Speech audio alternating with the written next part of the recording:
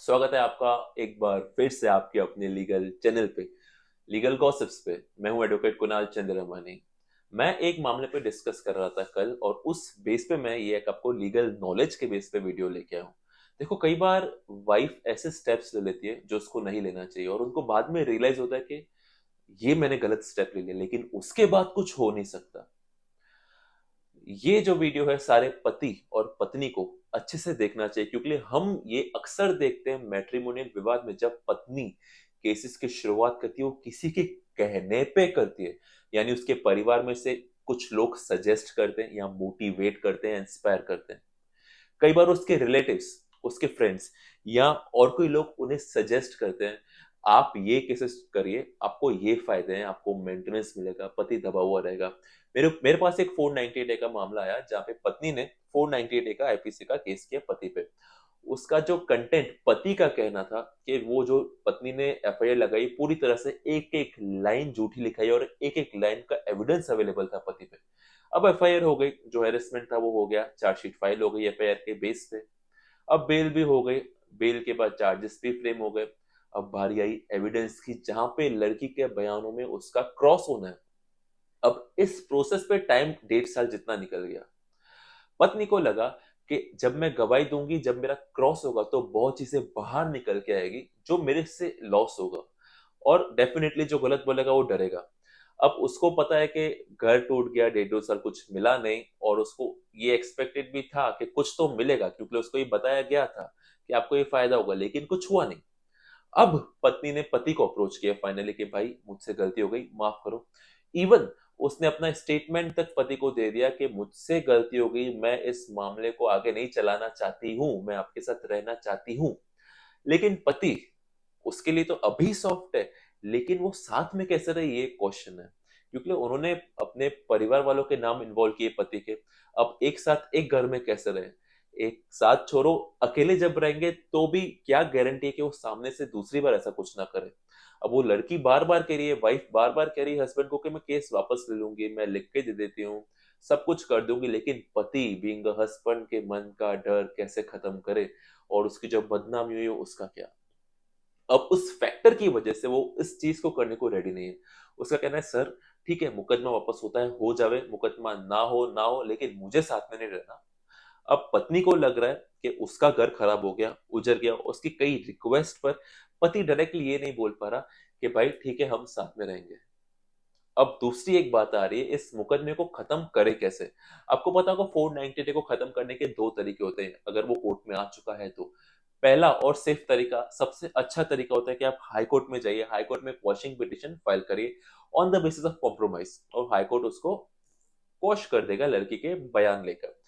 दूसरा तरीका है लोअर कोर्ट में, जो लड़की है, जो कंप्लेनेंट है, जो वाइफ है, उसका हॉस्टाइल विटनेस करवाइए। मतलब जितने भी उसने आरोप लगाए हैं और जितनी धाराएं लगाई, उन सारी धाराओं को वो मना करना होगा कि ऐसा कुछ भी नहीं हो। फॉर एग्जाम्पल, उसने अ, दहेज के एक्ट में ऐसी धारा लगाई है, तो हॉस्टाइल विटनेस में उसको कहना पड़ेगा कि मुझसे कभी दहेज नहीं मांगा गया, या 323 लगा हुआ है, मुझसे मारपीट की हुई हो, उसके रेफरेंस में उसको कहना पड़ेगा कि भाई मेरे ऊपर कुछ मारपीट नहीं हुई, प्रताड़ना नहीं हुई।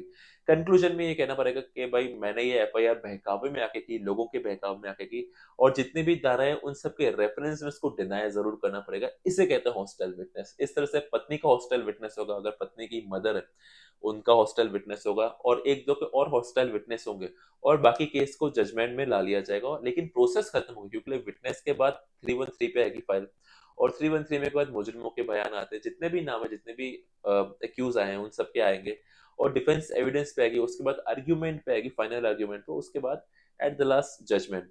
यानी 3 4 डेट फिर भी लगेगी जब आप हॉस्टाइल विटनेस करते हो। अब कहने का मतलब है, हॉस्टाइल विटनेस जो होता है उसमें कई बार लड़की मना करती है, क्यों? क्योंकि उसको डर होता है कि उसको ऐसी राय दी जाती है, अगर आप ऐसा लिखाओगे कल को लड़का आपके ऊपर केस कर ले तो फिर क्या। तो ऐसे में एक ही रास्ता बचता है कि आप हाई कोर्ट जाइए। तो ये प्रॉब्लम उनकी ये थी कि उनको केस खत्म करवाना कैसे। दो रास्ते हैं, दोनों में से कैसे भी कर सकते हो, प्रेफरेबल आपका है आप 498 को हाई कोर्ट में क्वॉश करवा दो, वहां से खत्म कर लो। लेकिन जब ये खत्म होता है, अब दोबारा से साथ में रहने का किसी भी तरीके से बनता नहीं है। उसका रीजन मैंने बताया, बहुत ही क्लियर है कि हम नहीं रह सकते, क्योंकि एग्रेसिव में उन्होंने कई काम कर लिया जल्दबाजी में। उसका परिणाम उसको नहीं पता था क्या होगा। अब उस लड़के की एज 37-38, बच्चे हैं, आगे लाइफ में क्या, फ्यूचर क्या, वर्किंग भी नहीं है लड़की आगे, कोर्ट से क्या मिल रहा है, कुछ नहीं। अब मेंटेनेंस का केस भी लगा दिया जाए तो सच्चाई पता है आपको क्या है। अब आप अपने बच्चे के साथ गुजारा कैसे करेंगे। अब जितना कोर्ट अगर आपको मेंटेनेंस में देगी भी तो उससे आधे से ज्यादा आपको लिटिगेशन में चला जाएगा, आपके पास क्या बचेगा। सो पहले स्टेप लेने से पहले आपको ये सोचना है कि आपको स्टेप लेना है कि नहीं लेना है। और डेफिनेटली मेरा एडवाइस ये रहेगा, आप नहीं लीजिए। अगर आप एडजस्ट कर सकते हो, संभाल कर सकते हो, मैनेज कर सकते हो, कॉम्प्रोमाइज कर सकते हो तो वही बेस्ट ऑप्शन है। डिफरेंसेस आते हैं, लड़ाई झगड़े होते हैं, प्रॉब्लम्स होती है, हर जगह होती है, लेकिन सर पे बर्फ रख के मैच्योरिटी के साथ आप सॉल्व करिए। पुलिस थाने में या कोर्ट में लेके जाने का केवल अपनी लाइफ खराब करेंगे और सॉल्यूशन फिर भी नहीं मिलने वाला। और स्थिति ऐसी बन जाएगी जो इस केस में बनी। अब केस तो चलाना नहीं है उनको, केस तो किया हुआ है, दोनों को साथ में रहना है, सॉरी वाइफ को साथ में रहना है, हस्बैंड को साथ में रहना नहीं है। अब क्या होगा, एक एक जगह रहेगा, एक दूसरी जगह रहेगा, और इसी तरह से उनकी लाइफ निकलती रहेगी और परेशानी में आप हमेशा रहेंगे। इवन लड़के के माइंड पे इतना इफेक्ट हुआ है कि वो बात करना और मिलने में भी उससे डरने लगा है कि वो कुछ और ना कर देवे। अब लड़की हो सकता है अपनी तरफ से सही हो, उसके मन में एक फीलिंग हो, रिग्रेट हो कि अब मुझसे गलती हो गई, लेकिन अब इस चीज का विश्वास सामने वाले को कैसे दिलाओगे। तो कई बार बहुत सी गलती ऐसी होती है जिनकी कोई माफी नहीं होती और भरपाई नहीं हो सकती। सो इस चीज को आप पहले सोचिए, उसके बाद स्टेप लीजिए। आज के इस वीडियो में इतना ही, नेक्स्ट वीडियो में हम नई जानकारी के साथ मिलेंगे। और एक चीज याद रखिए, हर सर्कमस्टेंसेस में सबका ओपिनियन, सबका लीगल ओपिनियन अलग रहता है आपके सर्कमस्टेंसेस के हिसाब से। अगर आपको कोई एडवाइस चाहिए, आपको कोई लीगल ओपिनियन चाहिए, तो आप मुझे मेरे व्हाट्सएप नंबर पे आप मुझे डायरेक्ट अपॉइंटमेंट ले सकते हैं। व्हाट्सएप नंबर मैंने अपने डिस्क्रिप्शन में दे दिया है।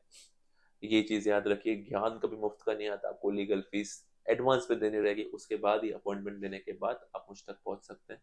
तब तक लिए बने रहिए मेरे पेज पे, know your, with me, you will learn it better. जय श्री राम।